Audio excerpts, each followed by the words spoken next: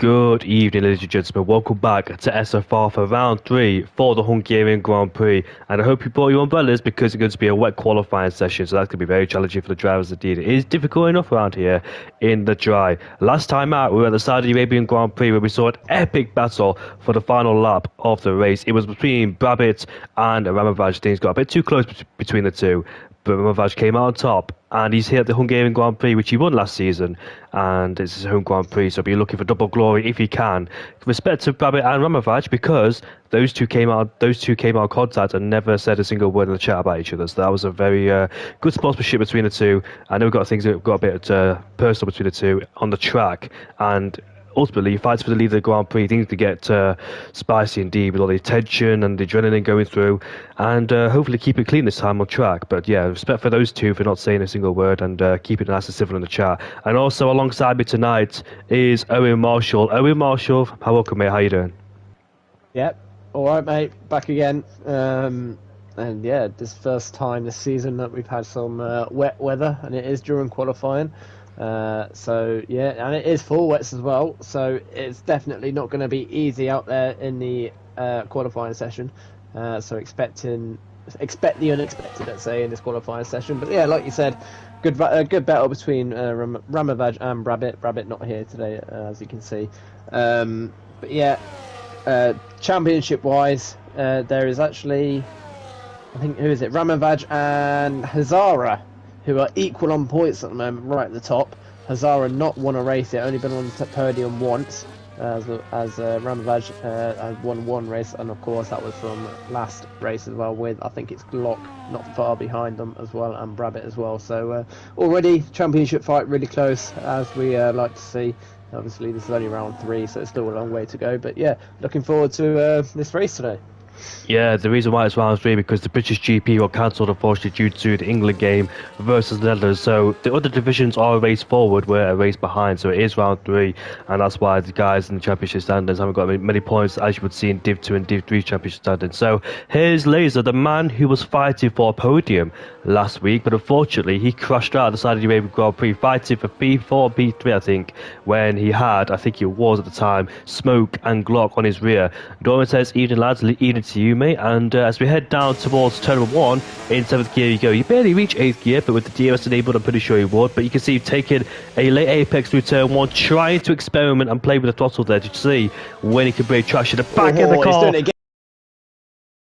Back of the car want to step out unfortunately, and Laser there tank slapping out of turn number 1. It is heavy conditions, the wet tyres are being used in this race as well, coming through turn 2, not a flat out corner in the wet conditions. We saw Marcus Ericsson crash out there in 2014, now coming towards turn 4 we go. Let's see how he takes it, the back of the car stepping out, you can see that massive traction. Breaking traction out to turn 4 there, almost lost the car once again, coming out of turn 5, and this is a very tentative lap time. I'm not quite sure how much practice these guys have done, but as you can see, Laser is all over the place. He's fighting for a second podium of the season, I think he is, and now we're coming towards the twisty middle sector here, constant change of direction, and you want to see how, let's see how it takes it through the corners to make our way towards the right-hander, using the outside curve, doesn't really hook up to the apex as you would have wanted. A 6.3 in that middle sector there for Laser, so this won't be a great lap time for Laser, but it is their first lap time, so expect the first lap times not to be as competitive, as all the drivers are just getting used to the grip conditions, finding limits. But as the qualifying session goes on, the drivers will have more confidence on these wet compound tyres, and they'll continuously doing push laps on these wets as well. So here's Laser right in the final corner as he's about to set a benchmark for the rest of the field to compete against. Yeah, 33.066. So it's about around about 15 seconds slower, but of course it will be slower, and that's just about for spray and pray goes at 31.8, so it's nearly about 1.2 seconds quicker than Laser. Obviously, Laser had a bit of a scrappy lap, to be fair. You got to have a couple of laps to get used to these conditions, of course. The Haas driver of Sifakis, I think that's how you pronounce him. He's on the intermediate tyres, so I don't know how he's getting on at the moment on that set of tyres. But yeah, him and Langfeld at the moment the only ones on intermediate tyres. Interesting fact as well as Hazara does at 31.2. Division 1 no longer simulation damage, is now gone to back down to standard, the same as Division 2 and Division 3, so shouldn't have any unexpected DNFs, let's say, anymore. Yeah, that's a good point you make as well, because I know a lot of drivers were complaining about sim damage. I would as a driver, because you don't really want that, especially when you're competing in a high level of competition. It's even when you don't make too much contact with somebody, sometimes the game can register a broken wing, even though it's a very, very light tap, or you lose your tire or something like that, even though it's a light tap against the wall. We saw, I think, back in Saudi Arabia, where someone literally got a puncher for scraping the wall of the exit at turn 12 and 13. I don't know. I want to say spray and pray, but I don't know if it's him or not who got a puncher. It was a house. I think you were right there. I think it was spray and pray. Obviously, we saw Rogue Smithy and Laser hitting the inside wall as well, and they both DNF'd as well from that simulation damage. But like I said, we shouldn't really see an expected DNF like that anymore. Like small little mistakes, and it could cost you the race. We shouldn't see that anymore. So yeah, more entertaining for us as Rogue Smithy 30.2. So the times are getting a little bit quicker. Obviously, track acclimatization coming in as well. So both Williams on top of this, right? Yeah, so both Williams look at the front row. Haven't seen that in the league for a while. Also in real life as well. Last Williams 1-2 was 2014 at the Austrian Grand Prix, where Felipe Massa took pole ahead of Valtteri Bottas, as both Mercedes encountered problems on their lap, and they didn't finish 1 and 2 in the race because obviously the 24 Mercedes car was dominant, and therefore they fell down the order. Only to third and fourth, so it's a decent result for Williams. But you won't see a Williams anymore in that type of position. They're always fighting towards the lower end of the midfield, unfortunately for them. On Bob McLaugh, who missed on the podium, he got beat by Hazara, I think, down into turn 27 when we were commentating the battle for the lead between Brabham and Ramavach at 30.000, exactly 2 tenths quicker, or almost 3 tenths quicker than Rogue Smithy. But when we were commentating between Brabham and Ramavach, Glock and Hazara had their own battle for P3, but at the time, Smoke just got ahead of him, and therefore finished in P3 himself. And it was a great battle between those two. Yeah, Smoke only got that. Remember, Smoke only got that podium because both of them ahead of him did have a time penalty, 3-second time penalty. So that Smoke did exactly what he should have done and just stayed behind him. Obviously, DRS trained. DRS was so strong around that Saudi Arabia track. We shouldn't see anything like that this race because obviously it was like a Monaco kind of track. It's difficult to overtake. The only opportunity really is down to turn 1 and down to turn 3. Those are the only real opportunities though. Rogue Smithy, first one into 29s now, 29.946. Yeah, good luck there from Smithy. Smithy on form at the moment. I know Smithy's a big fan of wet conditions at the moment, as you can see by his time as well. Currently P1. Yeah, I wanted to mention that, but like you said, hit it on the nail there. He is quite strong in the wet conditions. I have noticed that as well, and proved it to be. But I think in the last season in Hungary around here, both Williams, I think MD Rogue Smithy, but Rogue Smithy was on a softer tyre. I'm not quite sure. I think he was the soft compound tyres he started on, and ultimately he dropped down the field dramatically as well. So he couldn't really show or display what race pace he had because he started on a tyre that's not really suitable for race conditions, especially at the very start of a Grand Prix where the grades are very quickly.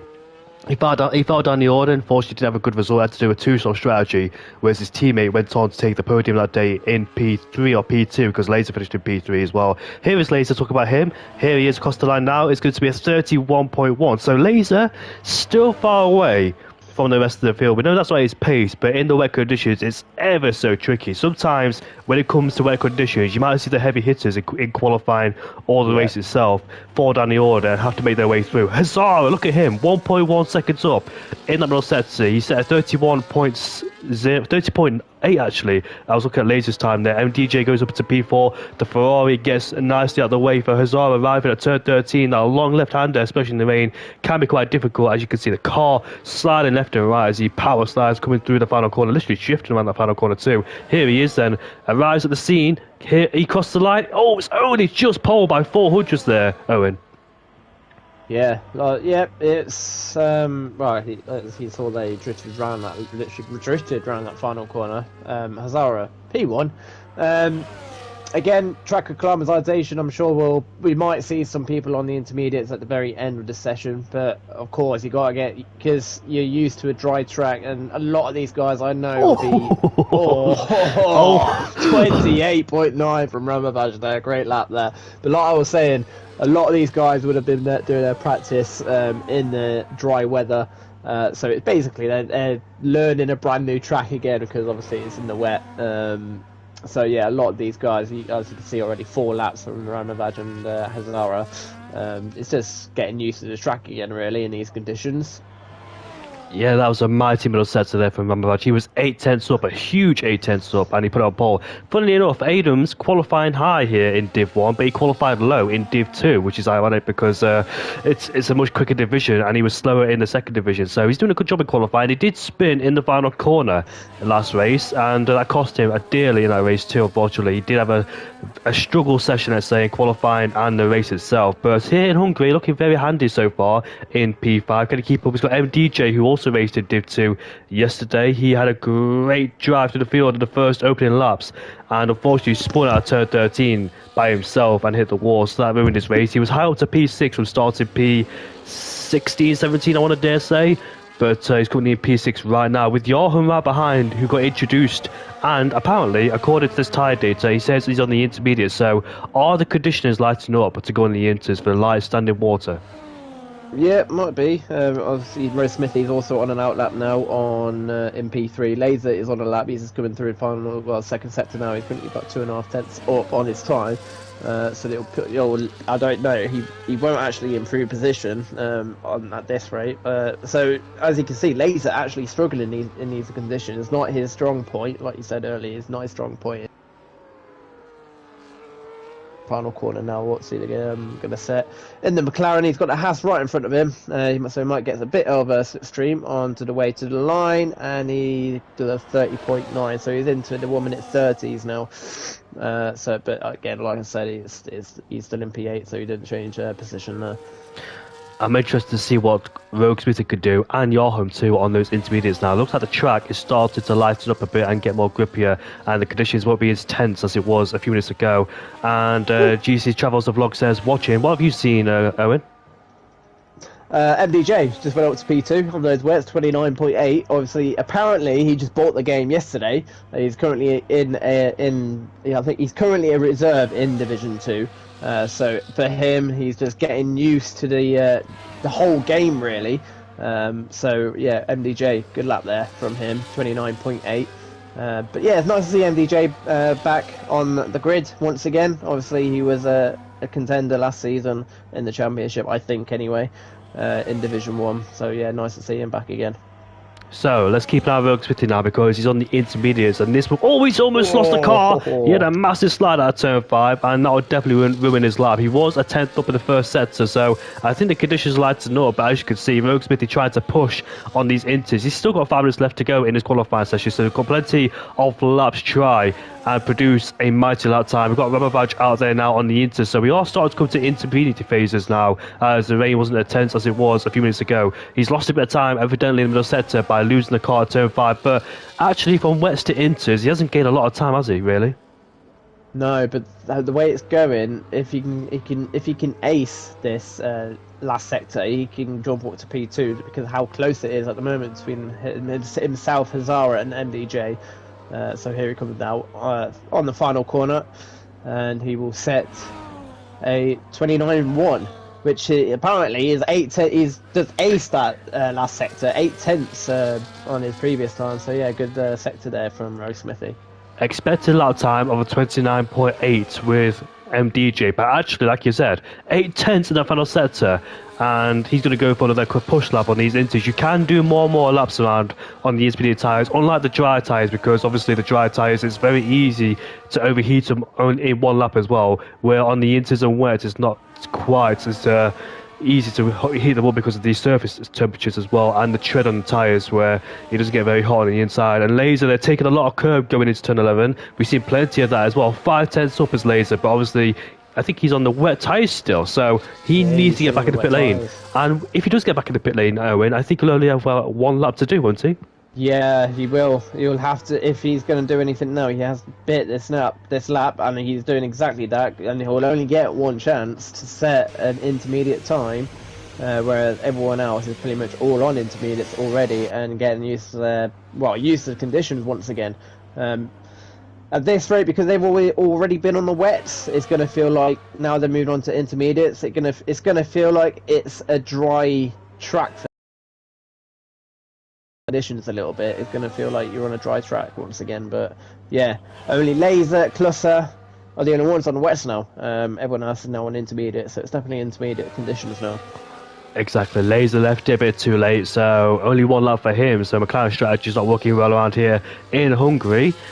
And now we're making our way towards this middle sector here. Coming to the right hand, the back of the power once again, be very wary on the outside curve because you can go out wide through there. Taking a lot of company in outside of the corner to try and get the best turn and more speed to the corner. 1.2 seconds up, and Sificus goes up into P1. It's a 28.8 for the Hash driver, but we know Ramovaj is on an absolute flyer, so he'll obliterate that lap time. Coming through turn 13 now, and you can see taking a wider angle through there, not really taking the inside on the apex there. Going into the final corner, this should be into 27s, I dare say. I think it's still raining out there, only lightly though. Here comes Ramovaj. Oh, a 26.9. Wow. Great lap there from Ramovaj. As his teammate is also on the lap now on the intermediates, Rogue Smithy. Like I said, he's strong in these wet conditions. He's coming through his sector 1.4 seconds up. This is going to be close between them to the Williams at the moment. Rogue Smithy 1.4 currently up on his time. I think this is going to be the pole lap at the moment. Yarham in the Ferrari goes up to P2 with the 28.7. But Ramovaj, not even in the 27s, he's in the 26s, so he's more than a second up on anyone else at this rate. But here comes Smithy now, and he's going to put a 27.5. So yeah, Ramovaj, that's a really good lap there from him there with 26.9. Rogue Smithy with 27.5, and Glock right behind him with the 27.7. I'm not quite sure why Klusler is out on wet tyres still. He's just improved to P7, but we know the times are getting quicker and quicker, and therefore the guys behind will absolutely obliterate his lap time. There's nothing he can do about it because there's only 50 seconds left, so this is essentially his final lap. What have you seen? That's interesting. Laser is back out, but he's still on the full wet tyres. So does he know something we don't? As Azara now goes pole, 26.1, but that's interesting there from Laser. He's not on the intermediates. I don't know what his plan is. It is here then if he's still on the wet tyres. Oh, there's a Williams in front of him. I think they're both going for a lap together unless the Williams gets out of the way, because the Williams is also preparing for his final lap. And I think Adams goes up into P3, so great lap time there. But I think the Williams and McLaren might compromise themselves just a bit in terms of track placement there. The wet tyres... Sorry, Smithy went really wide there. Well, literally cut that corner. He's got 6 seconds to do one more lap. He's not going to have time, unfortunately. So that's Smithy. P5 minimum, maximum for him. Adams goes up to P4 as well with a 27.4. So good lap there from Adams. So Division 2 guys doing well at the moment. Third and fourth. As Glock now goes up to P3, 26.9. Ramovaj is so quick, and I thought this would be a problem because he's stuck behind a McLaren. He doesn't have to get out. He doesn't have to get out of the way. He doesn't have to get out of the way because he's on the lap himself. No, obviously, if Laser was on an out lap or an in lap, then he would let him go. But because Laser is also on the lap, he doesn't have to let him go. So this will really frustrate Ramovaj. Ramovaj is currently about half a second up, but it's not going to be enough. Hazara now goes up to P1. I think it was already a P1 to begin with, but he does a 25.9 now. Ramovaj is going to be really frustrated with Laser. He's not, because of course Ramovaj is not going to get that pole position now. He's nearly a second down on the Hazara. He's not going to improve. He's definitely not going to get that P1 position now. Laser comes across the line. He goes up to P10. Ramovaj does improve, but it's not enough. Wow, what a qualifying session. Adams, P2 in Division... No, P2, sorry, P3 now, because Jarve goes up into P2. But Adams, P3. This is the highest he's qualified all season. I'm talking in terms of Div 2 combined. So what a qualifying session for the Mercedes driver, considering he was struggling in Div 2 yesterday. up there in P3 with the big boys in Division 1. Fantastic. Obviously, he was a former Div 1 driver himself, replacing Glock mid-season. He's still in the Mercedes camp. But Hazara, the Norwegian, is on pole ahead of Yarham in P2. Yarham, I think he qualified P2 yesterday here too. Adams in P3 ahead of Sifficus, the Greek driver. Ramovac in P5, but not where he should be, I dare say. Glock in P6 ahead of Spray and Pray. MDJ in 8 ahead of Rogues with his former teammate. Melnez in P10 ahead of Langfell. Laser P12. Not quite sure what Laser. Not quite sure what the process was there for Laser. 13th goes Smoke at the cluster. Sonic Hawk did not set a lap time throughout the whole of qualifying there. Yesterday's race winner. Yeah. So now onto the race. Is it going to be dry? Yes. It's nice and sunny, boiling hot. So yeah, back to normal conditions, but the problem with that, I know it might not affect everyone, but it might affect some people. The only problem with that is that now they've got used to the conditions of qualifying, it might affect them a little bit during the race now. So again, we might see some unexpected things happening in the first couple of laps of this race. But yeah, let's see what happens really. Strategy-wise, it should be a simple medium-hard strategy. I think everyone's been doing it this week at the moment. But yeah, I can't really I can't really see anything else working than expect them to, unless you go really long on hards and then you stop the softs at the very end. But again, with that, you're going to lose a lot of time for staying out those hards for a long time. I think we saw Sonic Hawks do mediums to hards. That strategy ideally doesn't work because the mediums drop off. Cody's put me on the wet, says Laser, so he wanted to go on the inters. I thought he wanted to go on the inters because it's obviously it's a no-brainer to go on the intermediate tyres, but yeah, you got to feel sorry for Laser on that one. Also, not only compromised him, but it compromised Ramovac. Laser overtaking Ramovac in the final corner on the outlaps is what cost Ramovac pole, I dare say. And Laser was pushing hard because I think there was about 25 seconds left to go, so he could have bad time if he wanted to, but he went for track position, and I had a fear that Ramovac will catch him on his lap, which he did, and cost him there. So he must be frustrated, but he's still got 35 laps in this Grand Prix to try and make up the deficit or try and get back up there. So anything could happen. With Ramovac, he's only P4. It's still not that bad. Obviously, he would have preferred P1, but if he can get a good start, he can easily gain those positions back up again. It's not like he's qualified. Oh, he's actually qualified P5, but it's still not that bad. It's not like he's qualified down where Laser is in P12. It could be worse. So let's have a look at the tyre strategies. Hazara. So as we said, hard to mediums, but there are the medium compound tyres being introduced, and that's quite interesting because Sonic Hawk did this, and we saw the medium compound tyres for him drop off towards the end. But the hard compound tyre apparently is a really good tyre around here. You could do like over 20 laps on them. So we'll see then how the strategy pays out. Yarham is on the hard compound tyres. I think he started on them yesterday, but we didn't see what a pace he could have had because he spun out turn 1 in the early stages of the Grand Prix, and he had very good pace, but he kept spinning unfortunately. But spun into turn 6 and turn 7 by an Aston Martin, I think. Was it Mindful Wasp? Was it me? So it must have been Mindful Wasp. I actually can't remember who spun him, but they were very aggressive because they didn't want to give the place up. And I think, Manso, you were one of those drivers that got pushed off into turn 1 because you went 3 abreast, didn't you? Yeah, I got... so basically what happened is Keith came right over towards cluster, and then I basically was on the outside really. I couldn't really go anywhere. So I just got squeezed off, and I couldn't really go anywhere apart from just going wide to avoid as much contact as I could really, and just go. As you saw, I had a good comeback until I overtook Martin, and then I was too eager on the DRS on the exit of turn 1, and I just that's my mistake. Lesson learned. On to the next one really. And Paul Vickers says both Div 3 and Div 2 winners did mediums to hards. Now the V car won the Hungarian Grand Prix doing mediums to hards, and second place I think was Pabelli, and Billy G finished in P3. Sonic Hawk did mediums to hards, and even though a late stage car came out, which put him at a big disadvantage because he couldn't pit, did mediums to hards and won the Grand Prix. But it could be the third time in a row we see a medium hard winner. Here we go, 5 lights underway.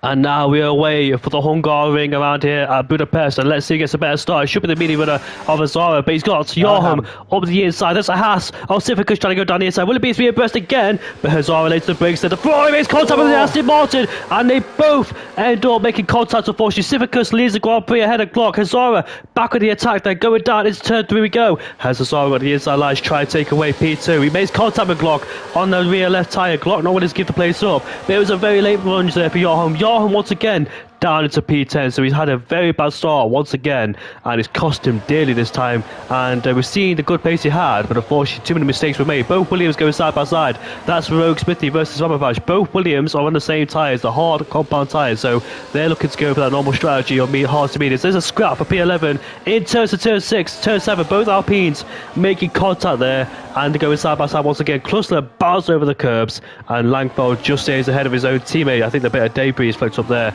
but what a start there for Sivicus. It's like yesterday's for Pete, because Sonic Hawk went from P3 to P1 with a double overtake, but this time it's a different scenario because Sivicus went from P3 to P1, but two people making contact which put them both offline, and therefore took the lead of the Grand Prix.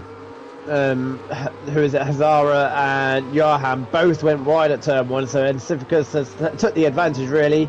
Took his normal racing line and just took P1, but Glock not that far behind. Top 4 now on those medium tyres. Hazara going down the inside of Spray and Pray, so Hazara now back up to P3. Obviously lost a lot of ground from going wide at turn 1, so he's trying to get back up to P1 if he can. He's got Glock right in front of him. I can't see him getting an overtake them down to this corner.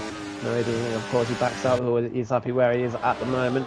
And then there's quite a gap at the moment forming already between the top 4 and then fire. So he hasn't gained any positions whatsoever. He's going for the alternative strategy, a hard medium instead. As long as Rubber Badge could stay in the DRS range of these guys, which he is, he should be okay. He have the advantage on the medium compound tyres towards the end, but these guys using the mediums early doors to get them out of the way, because apologies, Owen, you continue. Yeah, so you got Ramavage, like you said, now in that DRS, he gained all that time in the S sector there. MDJ is struggling a bit now, 1.4, so he's already out of DRS, so Mounds will be coming for him for that P5 position. Can't see any changes really happening in the top 5. No, so here comes Mounds then down to turn 1, should get that move done, and that Mercedes as well of Adams getting that inside line on Rogue Smithy. Adams, of course, on those medium hard tyres, but Rogue Smithy is going to try and come back on him. Side by side going into turn 2, I think, or turn 3. Rogue Smithy is still there. Adams, sorry, is still there, and Smithy good defending there, back up to that P8 position. Here comes the Ferrari up the inside. There's contact between Adams and the Ferrari. That's Joachim squeezed his way through. Took advantage there because Adams got put offline into turn 2, which allowed the Ferrari to get a great exit alongside and overtook him there. So Adams got caught there by the Ferrari and the Williams. And I wanted to mention Adams as well. He's lost 7 places in the opening stage of this race. Now, I didn't see what happened to him in the first lap because the top 3 were all in a battle of their own and made contact with each other. But Rogue Smith is really struggling. He's got the Ferrari right behind him now. Lost a lot of time, but he has put his ERS mode into none. He's saving that bit of ERS there, try and regain some lost battery, try and close in on his former teammate MDJ, who's done a fantastic job so far in the Sauber. I'm not used to seeing MDJ in a Sauber. I used to see him in the Williams there, so I might get confused in this Grand Prix. But anyways, Sivicus, the reserve driver, I think, he sets the fast lap of the Grand Prix, also in the lead of the Grand Prix too. So a newcomer in the league, and he's done a fantastic job so far. Proven to be in the Haas. Smoke will be watching on and be very happy with this one. Down the inside goes the Ferrari. Joachim into turn 1. There's contact between the Williams and the Ferrari there. Rogue Smithy does the under and over and goes past the Ferrari once again. Adams looking in the background to see if he can take advantage. Will he go around the outside into turn 2, keeping his nose out there, but he might get squeezed out and therefore lose the place. And Klussler is defending from Laser. So Laser around here, who finished on the podium last season, unfortunately is not showing that great pace he had. So it looks like he's struggling down there in P12. At the end of lap 1 he was down in P14, so he didn't have a brilliant start, but now he's back up to P12. That's exactly where he started, so he's trying to get that comeback drive back. Well, trying to get into at least the top 5. I think would be a good result for him today if he can get up to that. But like he's in the DRS train at the moment, so there's not much he can do. Clusser is just over a second on Adams, but he does close that back in again. So Clusser again will get that DRS for a bit defending against Laser. And interestingly, Civicus in P1 has broke the DRS towards Glock there, and now Hazard to be all over the back of him. So he's got himself back in DRS range, but there's no! Oh, he's left the session. Oh no! That's rotten luck there for Civicus. The race leader, unfortunately, has disconnected from the session. I really hope he gets back in. That's a shame. That's just so unlucky there. He's joined back. He's joined back. He's got Ramavaj right behind him. He's lost a bit of time, Ramavaj himself. So let's see if Civicus can get his car ASAP. There's a Ferrari. Oh, Yarham has spun again in turn 1 in the exact same place he did. He's lost his end plate. No, he hasn't. He's kept it intact this time. But yeah, he spun a turn. But there's something about turn 1 where he struggles. It's a heavy traction zone as Ramavaj goes past the ghosted Haas. But not in the car. I think now he's back in the car. He's back in it. So look how much ground he's lost. He's down to P6. That's just. Oh, that's so annoying there from Civicus. He had such great pace as well. I mean, I think this is his debut race. I've never seen this guy before. But that's going to be so frustrating for him. But now he's just got to crack on and try and get past these guys once again. The driver from Greece, those Greek drivers are really quick and race against them quite a lot. GFO drivers, Seb and Leclerc and the rest of them. But here we are then on the straight, and Hazara has the DRS enabled, going side by side with Glock as we head down towards turn 1. Sorry if I'm speaking like that. I'm trying to hold in a cough. I'm not doing it on purpose. I'm just trying to hold in a cough there. That's why I'm on mute all the time. And thank God I've got Owen next to me, because I could take a break unlike yesterday. But Owen, Hazara now in the lead of the Grand Prix, but Glock knows he can get him back with the DRS. Spray and Pray is in P3. Now, he was high up there last week on Tuesday, wasn't he? Until he hit the wall at the exit of turn you got 15. Got that puncher, luckily. But yeah, Spray and Pray, so far he's doing a good job staying with these two guys. That's all he needs to do. I think his strategy at the moment, he's got to do a smoke like Smoke did last week. Just stay with these guys and he should be alright. Or if he thinks he's quicker, then go for the overtake. It's totally up to him. But yeah, Spray and Pray at the moment doing an excellent job. As Hazara in the lead, nearly lost the back end there, but obviously he keeps it. But yeah, once you're in the lead, obviously you got no DRS. It's going to be more difficult to defend against. Yarham, first penalty of the day, so I think Glock is going to get this overtake done down to turn 1. And there's some movement at the back between Adams, Laser and Rogue Smithy. Laser going down the around the outside of Adams, gets the move done, so Laser now up to P9. And here comes Glock for the lead of the race once again, puts himself up. Trying to stick it around the outside, but there's no doing there. Glock has the inside line, and DRS enabled again, gives him a bit of a tap. Here comes the Haas now. I'll Spray and Pray up the inside into 2. Can he make it stick? Hazara tries to fight as hard as he can around the outside. Not converged into the inside line at turn 3. Still remain wheel to wheel. Which one of these two are brave enough to back out? Or it is Hazara who have to back out that one. Very wise race indeed, because they don't want to go side by side into turn number 4. Klusler and Adams swapping places. Adams was in P8 a lap ago. Now he's down to P11. He did overtake Rogue Smithy, but Rogue Smithy overtook him back into turn 13. And I'm not quite sure what happened there, because Adams overtook him into a weird place. Hazara getting all squirrely in the middle sector there, offline. And here comes Ramavaj now on the hard compound tyres. Hazara is struggling on this circuit. He struggles again. Massively. He did that last time, didn't he, on the lap? Yeah, he did exactly the same thing last lap.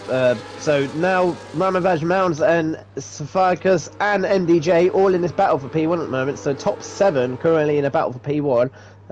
This is what we like to see, of course, Jamie. Very close battling for that for the lead of the race, really. So Spray and Pray, is he going to go for a move down to turn 1 against Glock? He's quite far away. I don't think he is. But Ramavaj in the background. No! That's so close! Do you know what? Spray and Pray. Between the two. Yeah, good reaction. Good. Yeah, I was about to say good reaction there from the Spray and Pray as Ramavaj now gets that move done on Hazara. But yeah, great reactions there from Spray and Pray. He saw that move coming down from Hazara, so he had to take avoidant action. So they obviously didn't make contact.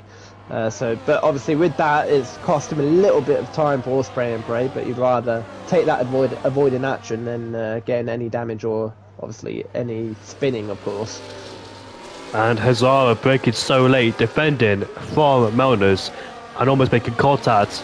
I think he was defending from Ramavaj actually, and making contact with Spray and Pray. That was so close there. I would have felt sorry for Spray and Pray because both Haasers deserve something in this Grand Prix. Could be a second consecutive podium for Haas. They're looking really strong this season. There's a spinner. That's Rogue Smithy. Smithy is spun. Oh, yeah, thank. Smithy's lost I want to say, Rogue Smithy, thank God for a safety car because I need the toilet really badly. So thank you for causing the safety car. I'm going to go to the toilet right now. Yeah, no worries, mate. So Smithy completely losing his front wing there, but luckily for Smithy, his safety car has come out. I think he did lose that on his own there. So now everyone who are on the medium tyres and a couple of guys on the hards coming in now to make their first stop of the day. I'm sure they will swapping onto those hard tyres or those medium tyres depending on what tyre they're already on. So Ramavaj and Laser now in the top two. Smoke gets a 10-second penalty for driving in the split lane. That is a new thing in this game now. It's no longer a 5-second penalty for speeding in the pit lane. It's now a 10-second penalty, and everyone has pretty much come into the pits, apart from the top three, of course. Interesting there from Adams, going on to the soft tyres. Like I said, everyone pretty much on the hard tyres now. MDJ on the mediums, and then Rogue Smithy on the mediums, and Arham also going on to the softs.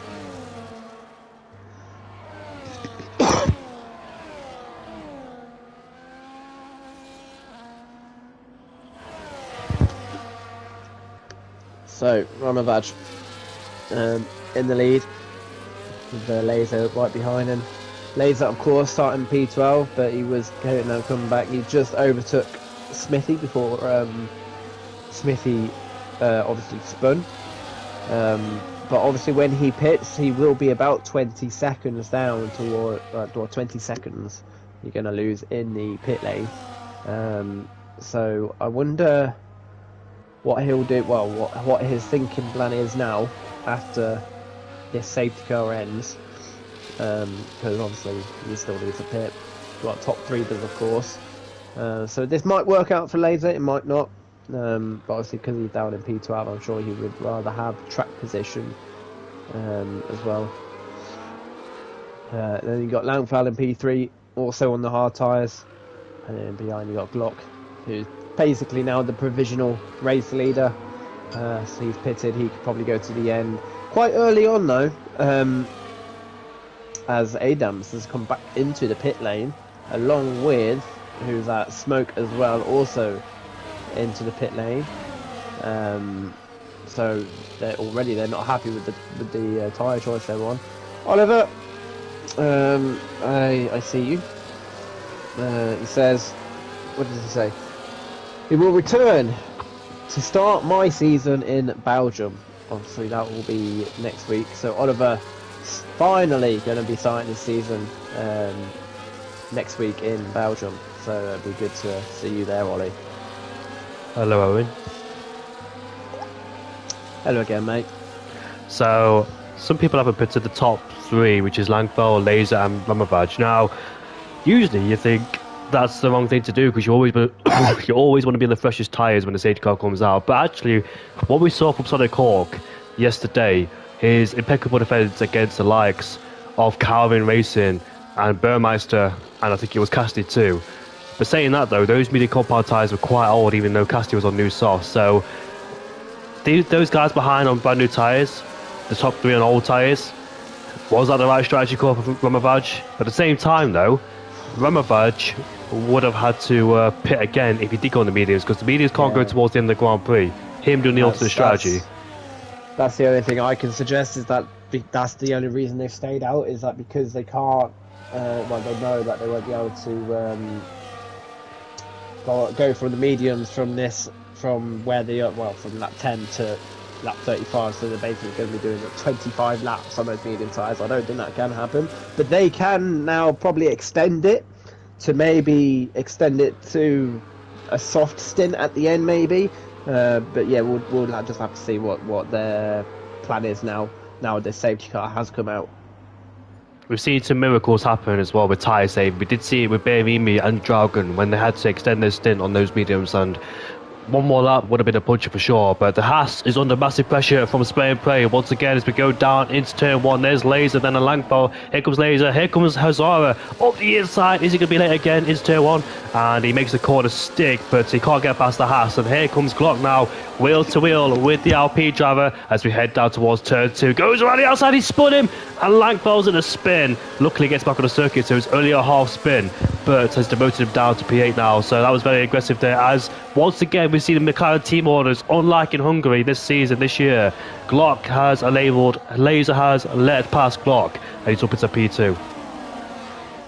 Yeah, I think that was a good call there by the McLaren guys. Obviously, got Glock on the quicker tyre at this rate. He'll be trying to chase down Ramavage. Like I said when you went to the toilet, Jamie, Glock is...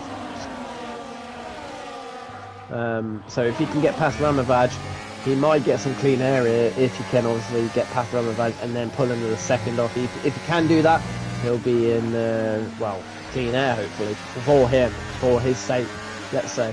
But obviously you've got Spray and Pray pretty much right behind Glock as well, so he's going to have to try and get past Laser as quickly as possible as well.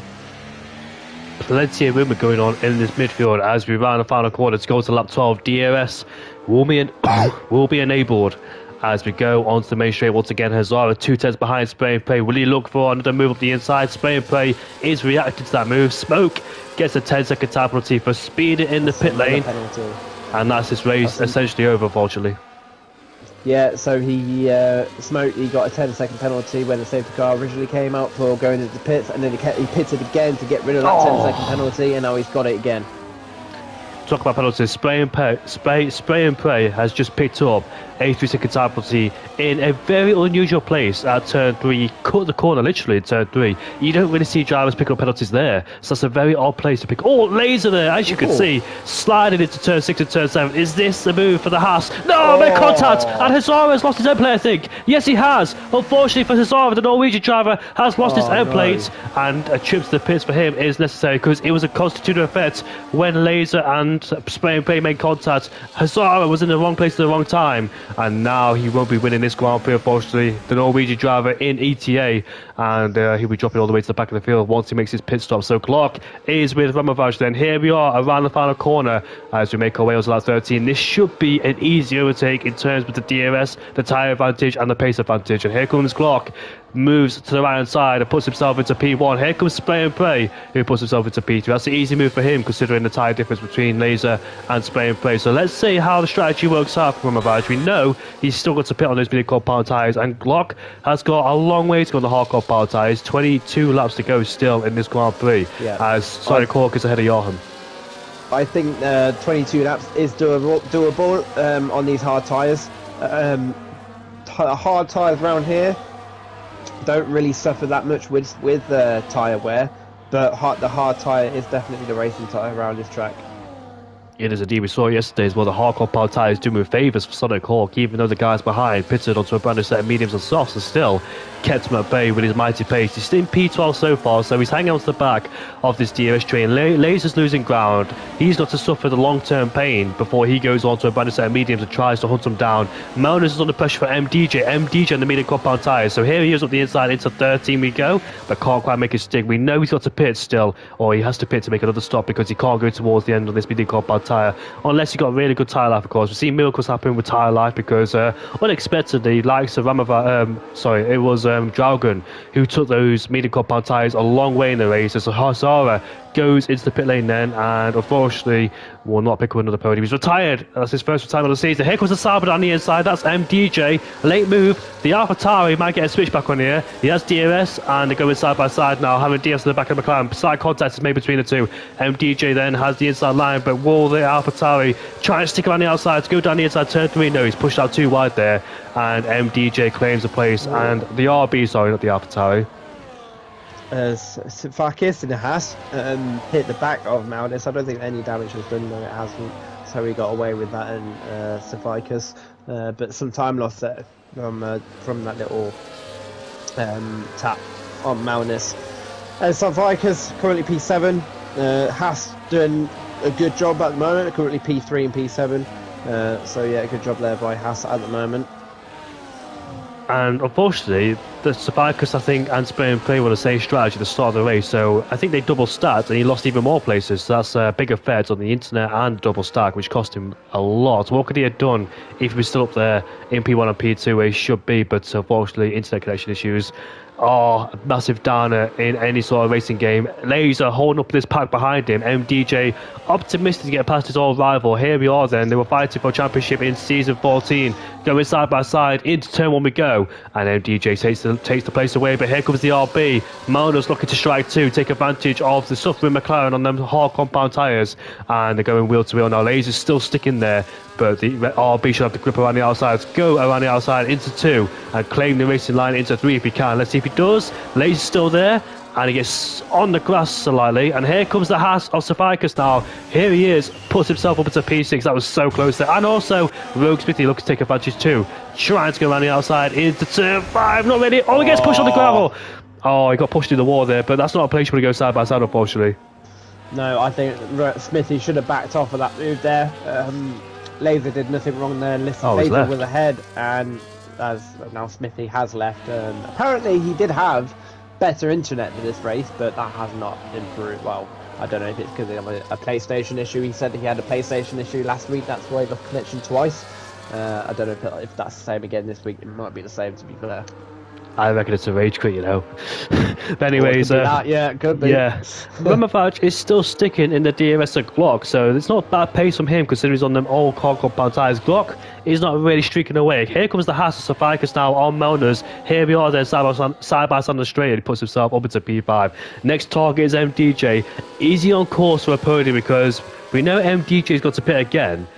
Because those mediums can't go towards the end, unless he can do it, of course, because, like I said, we saw Berimi, we saw Draugen in Baku and Qatar take those mediums a very long way, considering the difficulty of tyre life on the track with high-speed corners. But here, we don't know what could happen, and we'll see if MDJ can stretch these mediums out towards the end. Yarholm's got to pit again, because those softs are rubbish at this stage of the Grand Prix in P11 there. Go for a mid-stint and probably go on the medium compound tyres afterwards to try and complete his third stint there. But Ramavage is still sticking with Glock, so I can't wait till he puts on a brand new set of mediums, and let's see if we can try and catch him towards the end. Yeah, that's the only issue with that Glock doesn't need to stop again, whereas Ramavage does still need to stop. But yeah, Ramavage doing a good job at the moment, still in that 1 second of Glock. So yeah, good job so far from Ramavage. I was expecting Glock to pull away a little bit. I'm sure that's what he's trying to do. He's trying to get that 1 second gap between those two, and then Glock will be able to start. Ramavage wanted to do anyway. Here comes Savarkis on MDJ, disposes him up into P4 he goes, and he's only about 2 tenths away to get a podium because his teammate Spray and Pray has got a 3-second time penalty. It's a very strong race again from the Haas boys. I did say Smoke in the Haas got a podium last week. He's actually in the Ferrari. I forgot he was in the Ferrari because he was in Haas last season in Division 1, so that's what confused me. But yeah, Savarkis and Spray and Pray looking really good. We know that Spray and Pray had good pace in Saudi Arabia, but a slight tap against the wall with simulation damage gave him a puncher. And if it was regular damage, he would have got that puncher. It would have been a slight tap and nothing would have happened. But unfortunately, these things happen in racing as well. And you can see that Spray and Pray putting pressure on Ramavage. It's a shame he picked up that 3-second time penalty because, like I said, if you weren't on board with us, he picked it up in turn 2. And you don't really cut the corner in turn number 2. You don't need to take any curb into turn 2. But he just cut the full extent of it. And that's what got him a 3-second time penalty. So I'll be looking back and thinking, why the hell did I do that? A small mistake with big consequences because he could be pushed outside the podium because Savarkis is 2.6 seconds behind and MDJ's already dropped out of the 1 second range of DRS and he's under pressure from the RB on Melners, who's doing a great job again, once again, it must be said. Yeah, definitely. Melners now on the back of MDJ. MDJ not in the second at all. And Savarkis makes that gets the fastest lap, as also Spray and Pray is now also past Ramavage. So there's about a second between himself and Glock with Spray and Pray with that 3-second penalty, which could cause him big consequences with that penalty. Like we saw last week, 2 people had a penalty who was battling for that P3, but obviously Smoke got that final podium spot because on penalties, of course. So Spray and Pray might cost him a little bit at the end of this race, but we'll have to wait. Cassidy picked himself up with 3-second time penalty yesterday, but due to Aston Martin switching drivers, he was able to pull away from that deficit and still get on the podium, finished in P3. So it was a double Sauber podium, and it was Cassidy's first podium of the season too, which I didn't do interviews because my voice was literally gone towards the end of the race. I only did Sonic Hawk. Sonic Hawk coming down to P10, got a bunch of drivers behind him with a penalty. Rogue's putting down to P14. Not quite sure if he's rejoined the session or not. No, he hasn't. He's still a ghosted car, so I reckon that's a rage quit because we did see him leave the session after that slight edge against the wall there. And yeah, it's not a place you want to go side by side. I don't expect Laser to try and give him room there because it's just not a corner really to overtake, and due to the nature of that corner, you can't really find any space up there, can you? No, you can't. Laser, he wasn't at fault at all. He was in front the whole time, so he had priority of that corner. But Smithy apparently, his PlayStation turned off, apparently, as he said in Discord. So whether he'll come back or not is up to him really. We'll have to wait and see. I've used that excuse before when I've rage quit. I said the internet turned off or the Wi-Fi turned off. Most of us know what Smithy is like. He's sometimes like that. He says his PlayStation turned off. It's more than likely he's actually rage quit. Safarkas is now in DRS range of Ramavage. He's got some mighty pace. He still could be potentially for a win, the way this is going.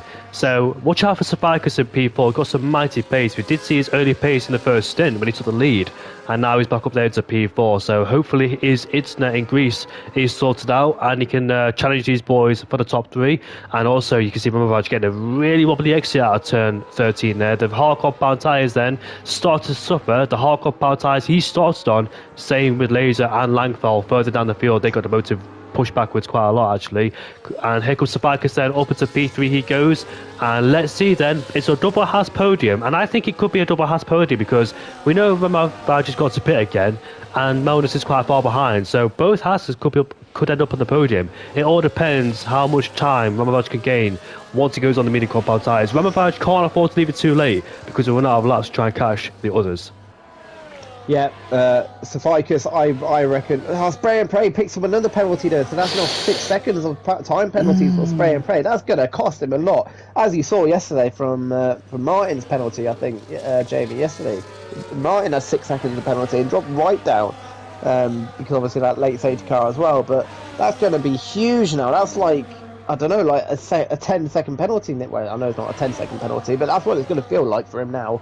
So Safarkas, before he got that penalty, Safarkas, I would say he's probably the quickest guy on track at the moment. Obviously, that he had that internet issue, which cost him that place in P1, but he's now already caught up to his teammate. Spray and Pray has already lost the DRS to Glock, but like I said, Safarkas, I reckon he's definitely the quickest guy on track at the moment and has been for basically the whole race. I think Spray and Pray. I think this team order's going on a Haas. Is he pulling over to let him go? I think he is. Yeah, yes, he is. Yes. That's another team order. That's a good team order there because he allowed Safarkas to get DRS and let him go. So that's good team orders there from Spray and Pray and Safarkas. I'm not quite sure if those two are in a party with each other because we know that Safarkas is a newcomer and a reserve as well. And Spray and Pray with his own teammate who's not turned up unfortunately. And let's see what Safarkas could do then. He's up into P2 and he's looking really strong and good in contention for a win. It was unlikely a few moments ago being down in P7 and P8 due to that double stack and losing internet. But it might not be over yet. Glock will be feeling the pressure from the grease man behind him in P2. Let's see the battle for P1 and P2 between Glock and Safarkas. Yeah, I think it's going to be really interesting now between the two. Safarkas is captured it with about 1.7. Now it's down to 1.3. Same age of tyre on both of these as well. So yeah, this really is the battle for P1, and Spray and Pray is now starting to struggle a little bit on his tyres. He's already down a second on his teammate. So Spray and Pray not only he's got a 6-second penalty, he's also struggling a little bit as well. 1.1 is now the gap between Glock and Safarkas. So MDJ has pitted, Laser pitted a lap before 2 to complete his hardcore power tyres stint. Do you know what? I'm really sorry guys, I really wish this cough would go away because I've been suffering for the past month now and I can't wait till it goes, Owen. I really can't talk normally without coughing. Every time I talk to somebody in real life, I end up coughing in their face by accident, and can't stop coughing. So can't wait to get rid of this. Yeah, I bet you can't. I don't know what it is. I think there is some kind of cold going about because I think I've had it as well. What you've had, it's very annoying. It's hard to get rid of. I think I've still got it a little bit as well. I'm getting better every week, but I've definitely still got it as well. I also know why, one of the reasons why I got this cough, and yeah, but anyway, Cephalus is almost in DRS range of Glock, so it's going to be very close between the two. So actually, Spray and Pray has dropped back, and Rampavage is actually gaining on the Haas in front of him. So considering he's on old tyres still, from the ones he started on, he's gaining time on the Haas. I'm not quite sure what's wrong with that Haas of Spray and Pray there. Really struggling there in P3. Maunus is right behind him too. He's in the DRS. Savicus is now in the DRS of Glock. And let's see then, the last 12 laps of this Grand Prix will be very interesting indeed between Glock and Cephalus. We know Glock, he does not give up whatsoever. He will always fight until the very last lap in the very final corner. Glock is a fighter. He's shown it against me, he's shown it against other people, and he will never back down. He's a very aggressive driver, and we'll see then if it pays off for him, his defence. He's got to watch out for the Haasman behind him. The top two are left alone to battle for the last lap of the race, or for the final laps of this race. But have you noticed, Owen, that the clouds are gathered in? Yeah, it was very nice and sunny earlier on, but looking at Laser and MDJ has already spitted. I don't think we were expecting any rain, but yeah, it's definitely got a little bit cloudy since the beginning of this race. Yellow flags, and I think that's a Williams who's gone for a spin. Smithy gone again. Yeah, he's completely It's a safety car. And it's another safety car. And guess what? It's caused by the same person as Smithy. Yeah, same person, Smithy. That's twice now he's done that. But this is good news for one person, or two, Langfeld as well. It's good news for Ramavage because you don't have to lose that time he would have lost if there wasn't a safety car by over 20 seconds. He could pit onto a brand new set of... I choose mediums. I don't think it's also a good tyre. Yes, I don't think, no. I think mediums is to the end now. I think, to be honest, I think everyone should be coming in. Yeah, everyone is coming in. I'm suspecting everyone is coming in for those medium tyres. Spray and Pray. Look at him. He almost lost it out of the pit, in the pit lane. I think Ramavage got that move done as well. But yeah, I think everyone's coming in as expected on to those medium tyres. There's one person who's staying out. Who's that? Sonic Hawk is staying out. He's doing pretty much the same strategy as he did yesterday, I think, Jamie. So he's staying out 15 lap medium tyres, the hard tyres. Do you reckon he can do the same as he did yesterday? I'm going to be honest, I don't think he'll defend those guys, but I think he'll go to the end of this tyre. He can go towards the end. We've seen it before in Div 2, but in terms of staying in P1, it's a bit too much to ask, really, with the guys behind being on much better tyres. So I don't think he'd defend, but I think he could go towards the end on these tyres. Yeah, so the guys of the likes of Laser, this has definitely helped him. Obviously, I know he just stopped as well, but it's helped him in a way because he'll be back with the pack again. Laser, of course, not having a very good race, didn't have a very good qualifying, of course. Apparently, Cody's did not want him to go onto the intermediate tyres, which obviously cost him track position for the race. And then, obviously, for the start of the race, didn't have a very good start. And then he had a safety car, so he decided to stay out. And then he went.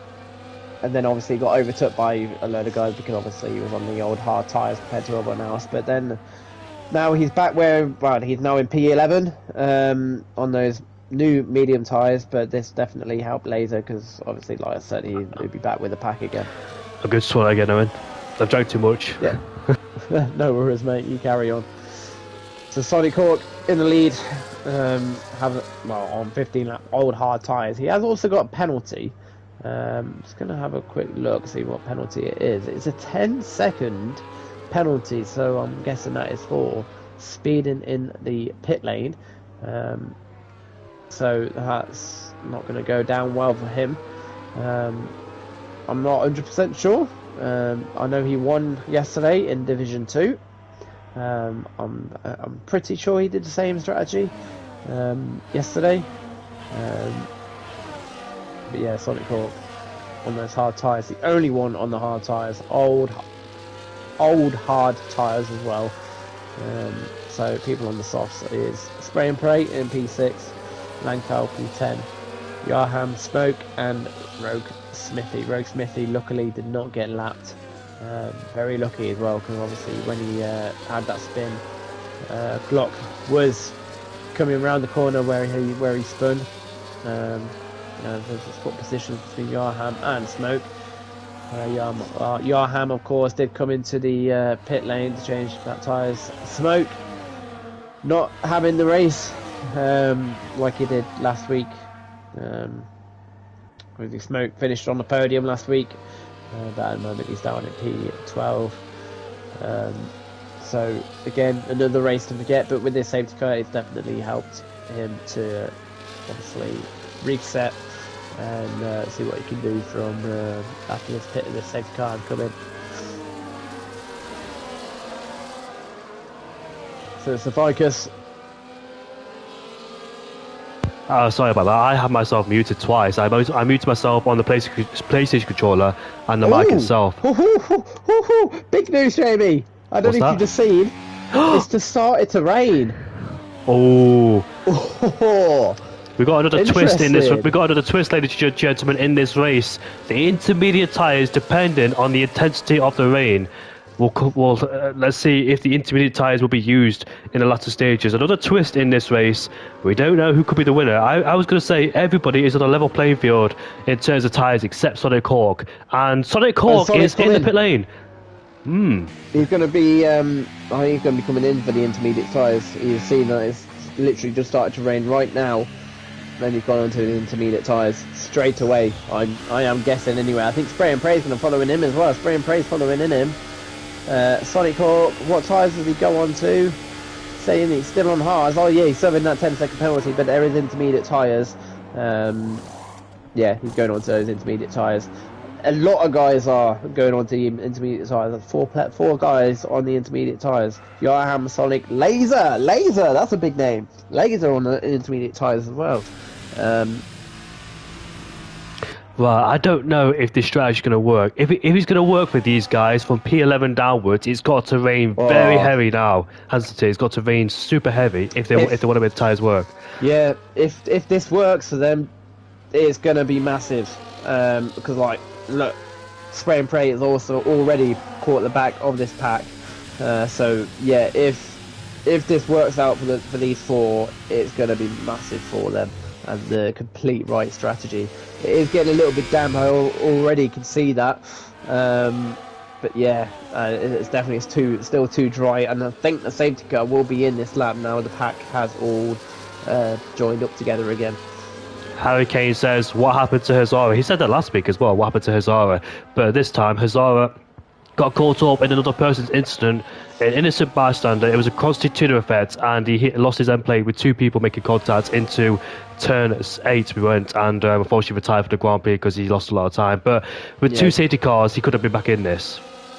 Yeah, so Hazara literally lost the front wing where Smithy is right now, maybe a little bit further back. Glock's made a mistake. He almost went off the track like Verstappen did back in Imola, but luckily did not go off the road. And like Timo Glock, I think it was Jana Trulli that went off the track in 2009 Australian Grand Prix, and Hamilton got the penalty for that one for lying or something about that. But Harry Kane says, good for my championship, because Harry Kane's still in the championship battle with Hazara, seeing his rival fall down to P15 and retired. We are around the final corner. I think the track is too dry, so I think those guys who picked on the Inters a bit too early. Yeah, a bit too early there. It's way too dry, obviously. But if they can keep with the with this pack, it will still work out. But they're already 1.2 seconds down on Smithy already, so it's not really working at all already. Glock already gained a second on Savicas, but the battle is back on. Ramovaj is trying to look for a move on Savicas, but he can't really do much at the moment. So Glock already pulling a good gap in P1, 1.2 seconds between himself and Savicas. And also, Ramovaj, who got a disadvantage in the first safety car, is brought back into play now. He's on the same tyres as people around him on the medium compound tyres. So his strategies worked effectively from a one-stop strategy from hards to mediums, with the safety car aiding and abetting him too. But Savicas at great pace. He's lost 1.3 seconds. He was defending from Ramovaj, who had a great restart. Tried to put pressure into him on turn 1, but couldn't make the move stick, and that's why they lost a lot of time there. So Glock has got a good advantage so far, 1.3. He needs that because DRS will be enabled on the next lap. So he's out of DRS range so far. Can he keep it up though? Because it's going to be very difficult with about 8 laps left to go with Savicas' pace we've seen so far. Yeah. So Ramabaj about half a second down. The track is not getting wet at all. They're already 3.3 seconds now. Spray and pray is off Smithy. So yeah, I don't think this is the right call for them for at all. Obviously, yeah, I think it was worth the risk for them, but it's just well for them. But I don't think it's working out for them today. When the rain hits the circuit, or any circuit, it takes about 2 or 3 laps, or maybe more than that, to really affect the conditions. And then DJ is going down the inside of his fellow Dutchman of Klussler. Here we are then, a battle for P6 we go. Klussler defending the inside line, MDJ around the outside as we head down to turn 4. Which one of these two will yield? It will be Klussler as MDJ goes up into P6. So a great drive so far from the Dutchman of MDJ fighting in the midfield there. And look at that, goes off the track where Yuki Tsunoda went off. And he's on the gravel too, on the grass. And Klussler goes back through. A snap of oversteer cost him. And the Dutchman of Klussler was able to go back through.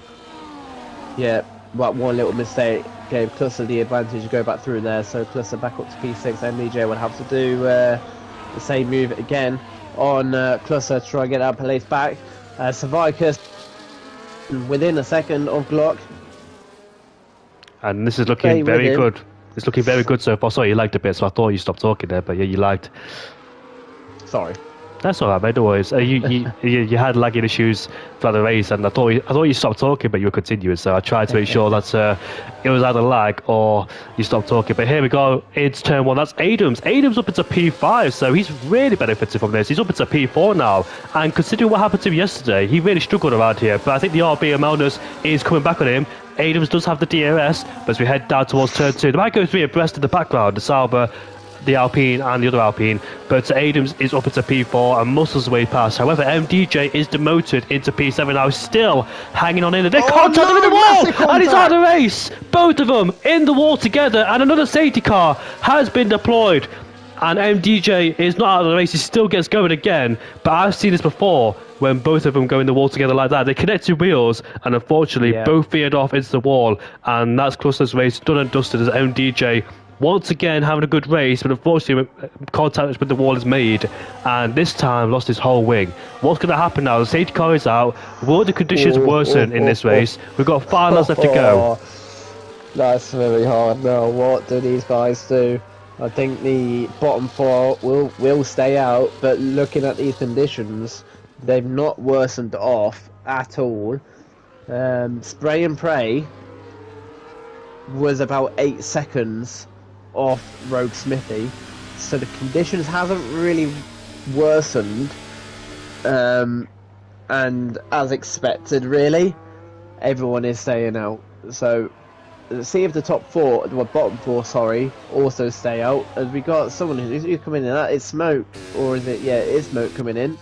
I'm guessing he's going on to the intermediates.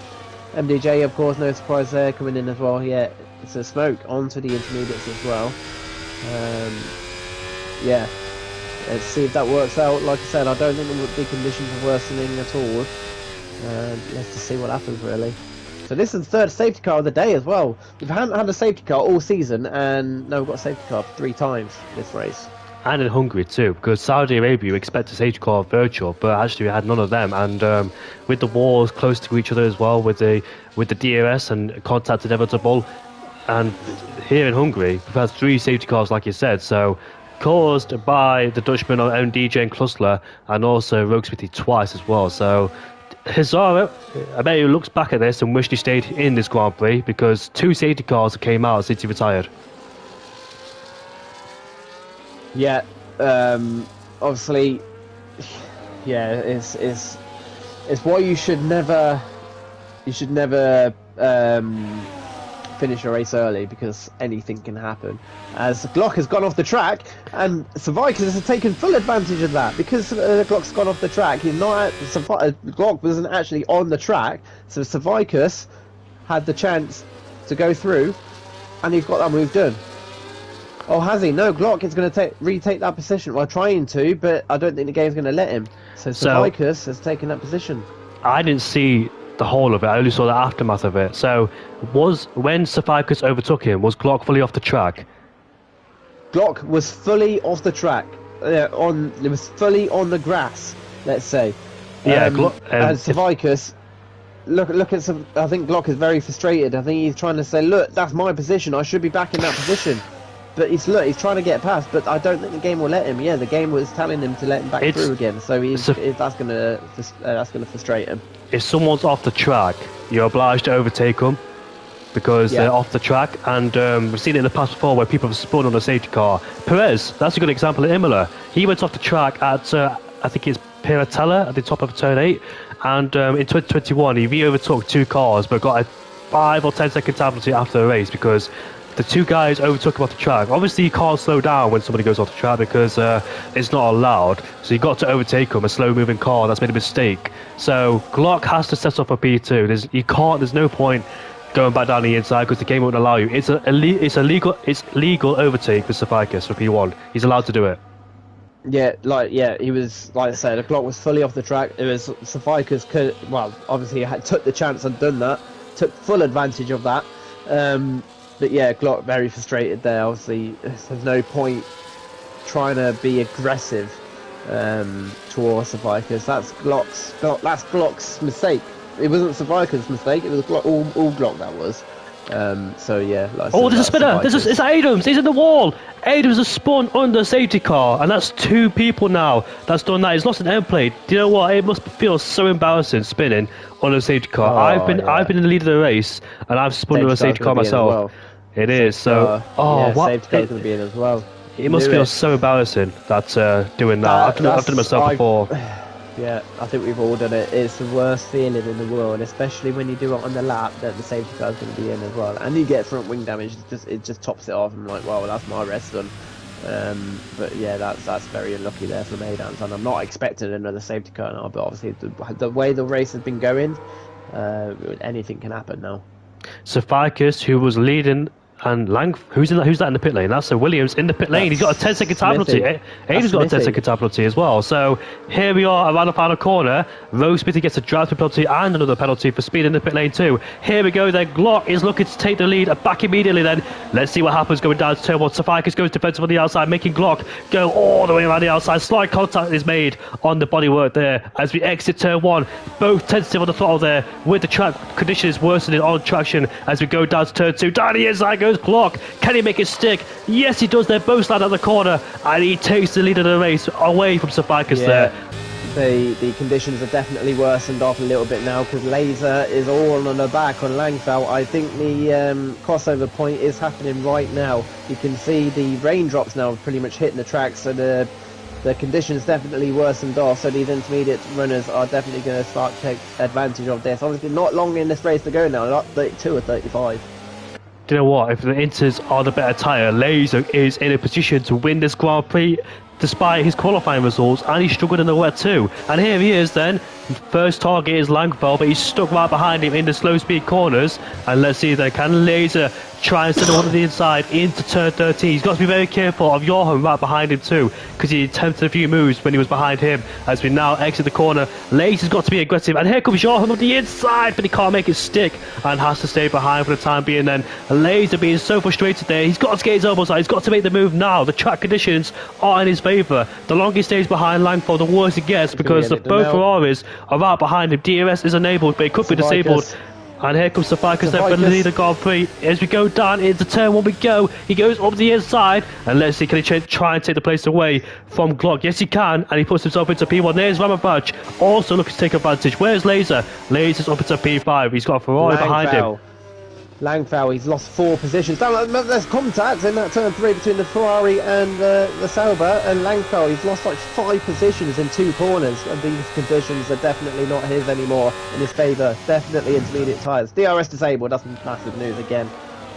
Laser could potentially win this Grand Prix.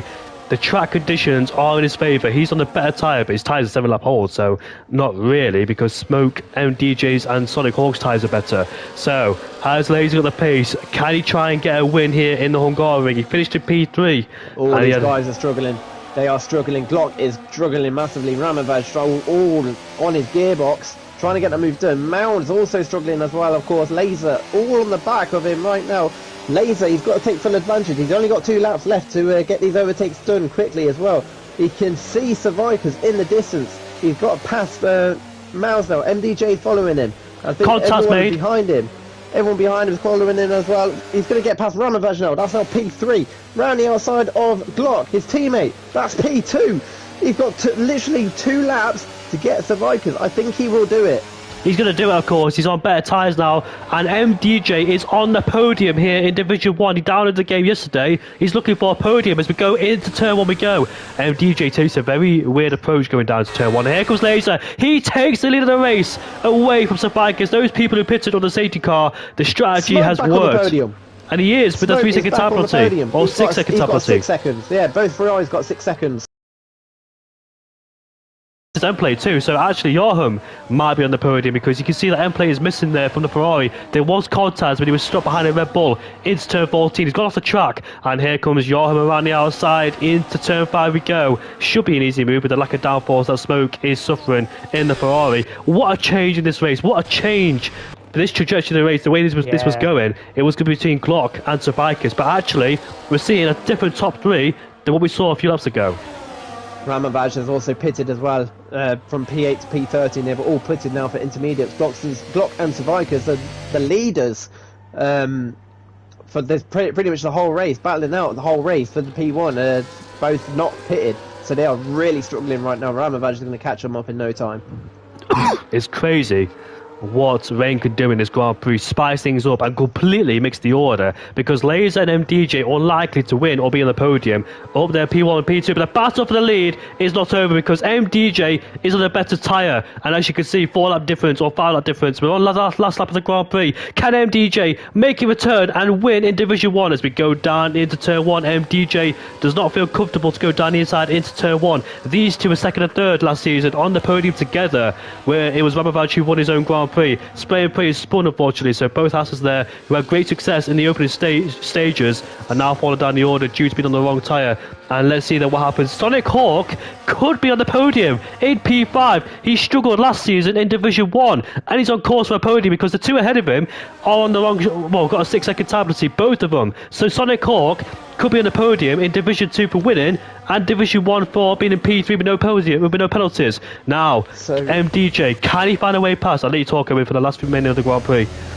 So 2 people in Division 2 could be on a podium in a Division 1 race. So that's, yeah, that's quite big news, to be fair. Laser, obviously, the only one in Division, well, full-time Division 1. Is the only one in P1 at the moment as well, but MDJ is chasing him down. Yeah, and Laser, who had a miserable race at the Saudi Arabia Grand Prix, he retired due to crashing in the wall at turn 4 at Saudi Arabia. But here in Hungary, an unlikely victory due to his pace. And here he is, right in turn 13, an unexpected winner here. And like Oscar Piastri did, winning for McLaren, Laser is going to round the final corner. The checker flag is in his sights, and for the first time this season, Laser wins the Hungarian Grand Prix ahead of MDJ. And Sonic Hawk, for the 2nd time in 2 days, is on the podium. And for the 2nd time in a row, I'm going to interview again an unexpected top 3 in this Grand Prix. Survivors, Hazara, and Glock, the ones they expect to be on the podium, but have no Hazara retired from the Grand Prix.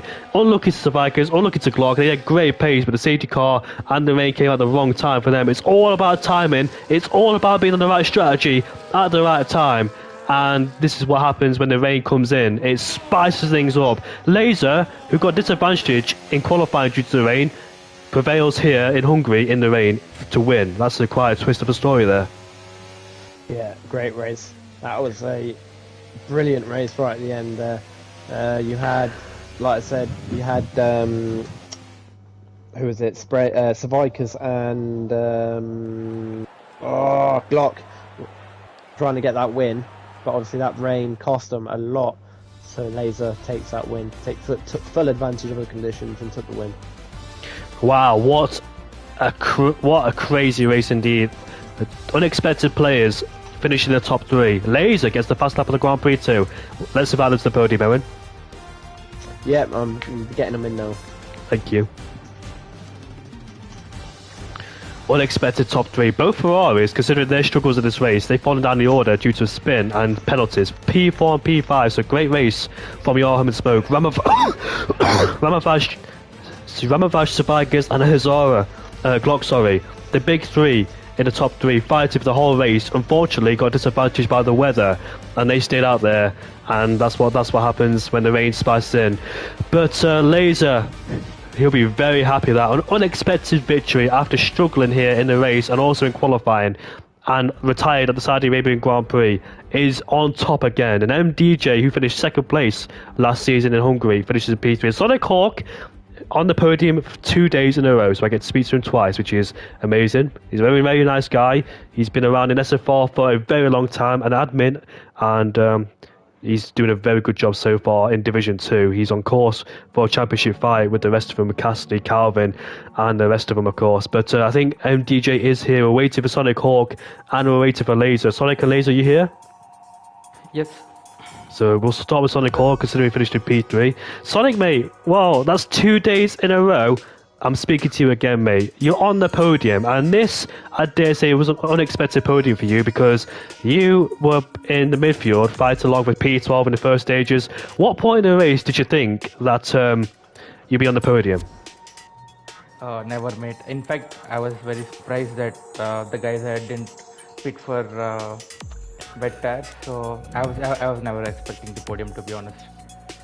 And going on the Inters, you were one of the first people that built on the Inters in the second stage car, were you?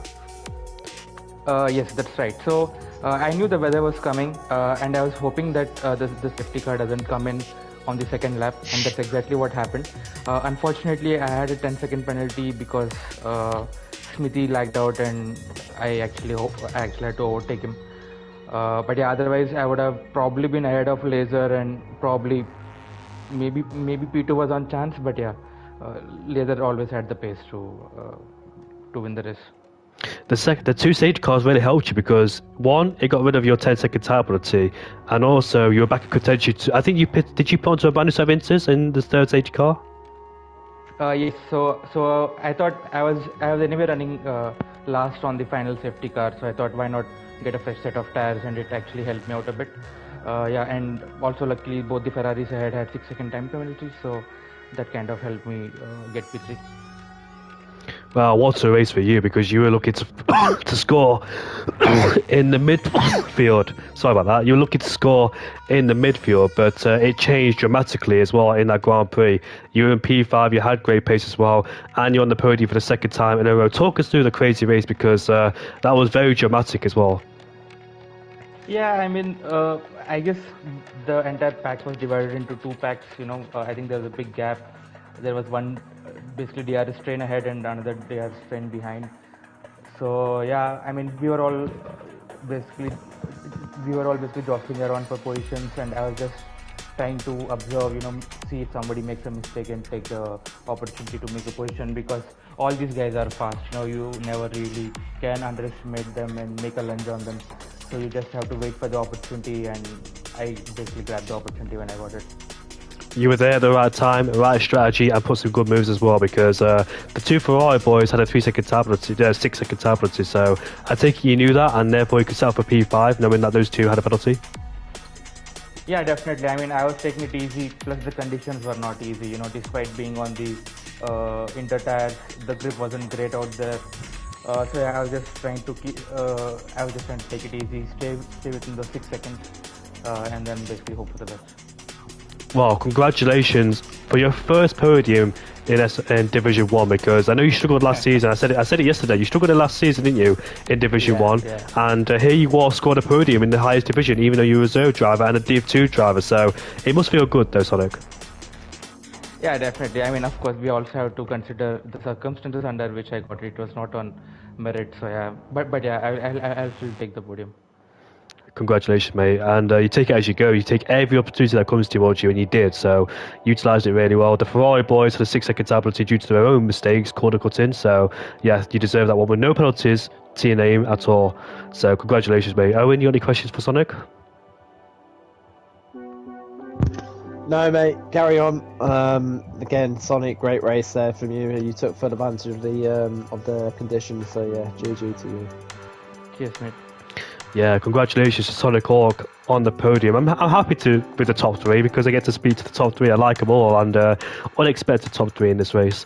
DJ, mate, wow, what a race for you. So, you the one that caused the third safety car, and you're the one that's on the podium in P2. So you must have mixed emotions because unexpected podium. You must have been very angry in that situation. Talk us through what happened between you and Klusler in turn 2. Well, we were fighting with 3 cars. Then me and Klusler went side by side through the fast right-hander, but it didn't go well. I think both of us had a snap of oversteer and hit each other. So because we hit, he got stuck on my left front tire, and we went straight to the wall. Yeah, I was pretty frustrated, and also surprised I was still in the race because the hit onto the wall was pretty hard. If it was simulation damage, you'd both be gone, but you managed to stay in, fortunately. And you staying in allowed you to pit because the safety car came out, so you got a new wing, and also you got brand new tyres, inter tyres, crucially. So what point in the race did you think that the podium could be on? Because you were fighting for the lead. Do you regret not going down to turn 1 against Lazy because you were so close, but you didn't decide to go for a move on the last lap? So what was your thinking process through there? No, if I was gonna go in Tour 1 last lap, then it would have been chaos, because that would have been straight up dive bomb. I was nowhere near him, so I was gonna take the respect and get back in my place. Fair enough, mate. And you downloaded the game yesterday. We saw you race in Division 2. You opened to P6 at one point, then you spun and hit the wall.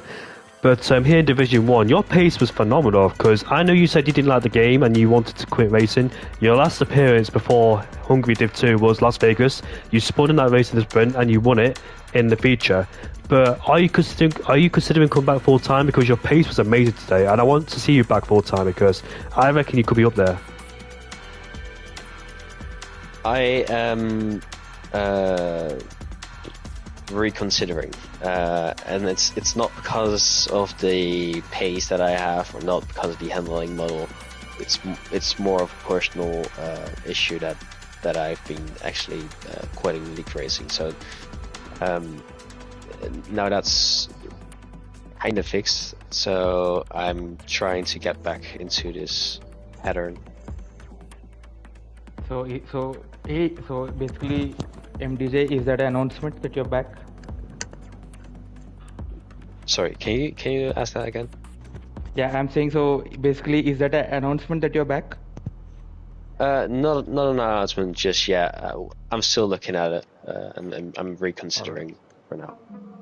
Yeah, I know you're busy in real life as well, so that's why it's also hindering you coming back as well. But we'd love to see you back because you still got the pace, you still got it, even though you downloaded the game yesterday. You're already much quicker than me, even though I had the game like when it almost first came out. So P2 for you in the Sauber, and I think the Sauber boys will be very pleased with that because Sauber looking very good so far, especially Babbitt in the other Sauber that you reserved for today.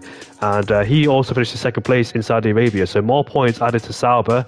But yeah, you must be very thrilled with second place because on your return to SFR in Division 1, despite the things you went through in the race, like making contact, it must feel so good to be back on the podium. I was very surprised being on the podium. I didn't think I would be up there. I thought going into the qualifying that I would qualify somewhere P15 and finish the race somewhere P12. So being up there in qualifying, being up there in the race, it was a real surprise for me. So I'm happy with that.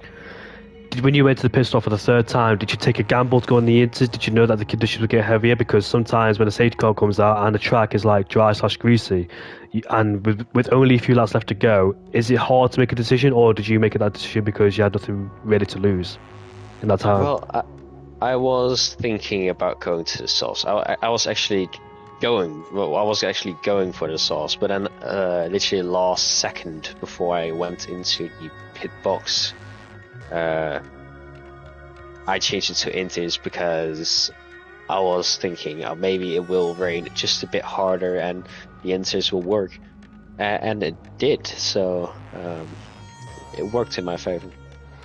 Oh, I'm very pleased for you, mate. You're back on the podium, and it's nice to talk to you again, MD. Unexpectedly, because I thought you'd be gone for good, league racing, like you said last season. But we all can't get away from things we like doing. And Owen, you got any questions for MD? MDJ, sorry. You're on mute, by the way, Owen. If you're talking. Sorry, I've done it again. Yeah. So just one question. Basically, because we found out you just downloaded the game, how does the handling module feel compared to last season? Is there much difference, or is there quite a big difference? Have you noticed any kind of difference there? Well, before I downloaded F124 and played the Div 2 race, I did some laps on F123, and damn. I was really surprised, and I did not like it at all. It is so different, and I have to change my way of driving. I have to change my way of changing gears, putting throttle, going on the brakes, and turning. All these things I have to change, and it's pretty hard. And sometimes it's so hard that I go into a wall, just like yesterday. So there is quite a difference between the two games, then. Yeah, there's a huge difference, and I have my opinion about this game, with the handling model, but yeah, I think it's best to not say that on the stream. Anyway, good job, MDJ. Obviously, I think that accident you had with Cluster did help in a way. Obviously, with the safety car as well, also helped you. But yeah, no, good strategy there. Obviously, on to those intermediates, and obviously got yourself on the podium. So yeah, well done there, mate. Yes, thank you, mate. Congrats on P2, MDJ. Nice to talk to you again, mate, and welcome back to Division 1. I hope to see you stay.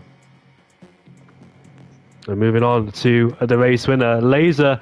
For the first time in 22 races, you win the Hungarian Grand Prix. It's been a long time since you won a race. The first race last season in Spain you won, and it's been a long winning streak since then. So, unexpected win, it must be said. You were struggling in the early stages, but bounced back, and that third safety car really helped you be back into play. But I was quite nervous for you because during the race, when people on the slick tyres, you had both Ferraris behind you. You had the oldest tyres out of all of them, and the two Ferraris were harassing you. So I thought they'd be they'd overtake you or pull away, but actually you managed to hold them behind and overtake the guys on dry tyres.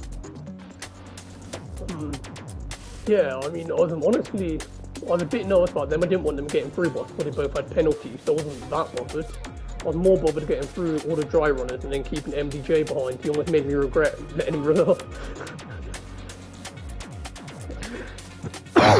What point in the race did you think that the race should be on? Race win was on. When I was about as quick, if not slightly quicker than Langfall when the last safety car came in, I thought then I had a real chance. You were one of those drivers that stayed out there on the hardcore power tyres. There was only three of you. I think it was you, Ramavaj and Langfell, and that really helped in your favour too because you didn't pit on the second. Oh yeah, you did pit on the the second safety car. Did you pit to go on the Inters or not? You did, didn't you? Second safety car I pitted. Well, ideally I should have pitted on the third, but I mean it worked out in the second one I pitted. It was slow for a few laps. Then there was another safety car. Then that was it really. Yeah, the first safety car really cost you because you were on the hardcore power tyres and you were slipping backwards. And fell down to P11 and just struggling from there. But the second safety car brought you back in contention on those medium compound tyres. Then obviously we had that third safety car where you pitted onto Inters, or the second safety car. The first safety car you pitted on the medium, second safety car pitted on the Inters. The third safety car you stayed out of the old Inters. So, but it really worked out for you in the end because even though we thought it was the wrong strategy because you guys pitted quite early during the second safety car because it was still dry, did you think that when you pitted the second safety car on the Inters, it was a bit too late? I mean, too early, sorry. Was it too early for Inters on the second safety car? Because it was so dry. Definitely. I was surprised at how slow the Inters were, though. I'm not gonna lie. I thought they'd be a bit slower, but I didn't think they would be that slow. So yeah, I was a bit surprised, but I thought more people would have picked, but I didn't really know this game. So Trad didn't get away as fast as I thought, and yeah.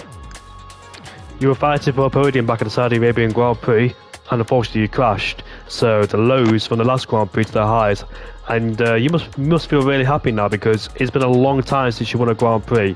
You're back up there. How does it change you, and will you be more confident going to the next few races knowing that you're a Grand Prix winner again?